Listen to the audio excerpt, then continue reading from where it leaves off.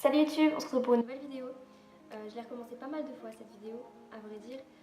Je voulais aujourd'hui aborder avec vous un sujet qui peut toucher beaucoup de gens, beaucoup de jeunes surtout, les études. Alors oui, c'est vraiment un gros casse-tête, je pense, pour une majorité d'entre nous.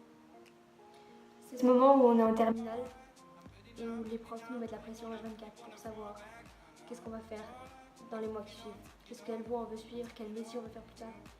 Pour certains, c'est inné, c'est depuis leur enfance qu'ils savent ce qu'ils veulent faire. Pour d'autres, c'est plus compliqué et c'était mon cas.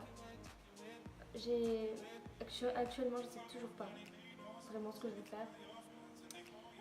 Certains ont des vocations, d'autres non, c'est comme ça. Faut pas voir ça comme un tort. C'est notre personnalité. Et il faut se dire que tout se construit en fonction des opportunités. Enfin, pour en revenir à ce que je disais, les profs nous mettent la pression. Alors avec post-bac, je sais même plus si ça s'appelle comme ça maintenant, c'est Parcoursup. Il faut savoir que c'est très compliqué de réaccepter qu'on est souvent sur liste d'attente, qu'on est un peu pris pour des CON avec tout ça. C'est pas un bon système pour moi, mais ça reste mon avis. Alors moi je me suis orientée vers un premier choix. J'ai voulu faire un DUT en com. Et vu que je suis restée sur les attentes jusqu'à la dernière minute, pour pas me retrouver sans rien, j'ai été acceptée dans mon deuxième vœu que j'ai accepté, que j'ai fait une année de fac d'espagnol. Oui. Ça n'a rien à voir. Il faut savoir que j'adore l'Espagne, je pense que si vous avez déjà regardé mes vidéos, vous le savez. J'adore l'Espagne, je me suis dit pourquoi pas améliorer mon espagnol et voir pour la suite sur quoi ça peut déboucher. Je me suis retrouvée à la fac d'espagnol, une fac de lettres, donc c'est un autre monde. C'est un monde à part la fac de lettres. Je pense qu'il faut vraiment avoir cette mentalité. Mais c'était une bonne expérience. J'ai passé une très bonne année, mais c'était très littéraire, sachant que j'avais fait un bac économique. C'était un peu un monde à part. L'art, tout ce qui était lecture, livre, enfin on en a mangé, ou de l'histoire de l'Espagne. Mais dans l'ensemble, c'était plutôt bien et un bon souvenir. Ensuite, je voyais au fur et à mesure de l'année que ça allait pas le faire, qu'il fallait que je change. Du coup, vu que je voulais, en fait, si vous voulez, la fac de langue, surtout espagnol, anglais, c'est destiné à être beaucoup prof, traducteur. Il n'y a pas énormément de débouchés, et sachant que je voulais m'orienter vers la com, c'était compliqué de rester à la fac, sachant que je devais sans doute passer le CAPES pour être prof, et que je sentais que c'était pas ma voie. Du coup, j'ai décidé de changer. Et j'ai intégré une école de tourisme, hôtellerie, aérien, pour hôtesse de l'air, et ils me proposaient aussi de l'événementiel. Et du coup, je me suis orientée vers cette école pour l'événementiel. Donc après, pendant cette formation, je me rendais compte que l'école, elle collait pas encore à mon projet, parce que je voyais pas ce que je voulais voir. On n'avait pas énormément de cours de com. Il faut dire que vraiment, j'ai absolument presque pas touché à l'événementiel. Du coup, je sentais que j'étais pas encore à ma place. Et oui, encore. Comme quoi, on peut recommencer plusieurs fois un parcours. Du coup, j'avais pas envie de perdre d'année.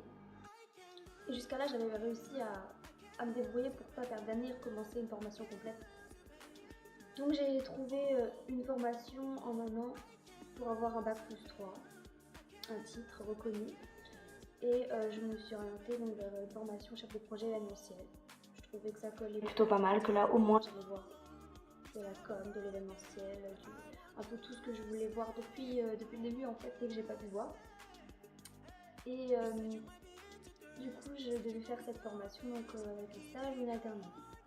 Et au petit bonheur la chance, j'ai envoyé des CV un peu partout, j'ai appelé.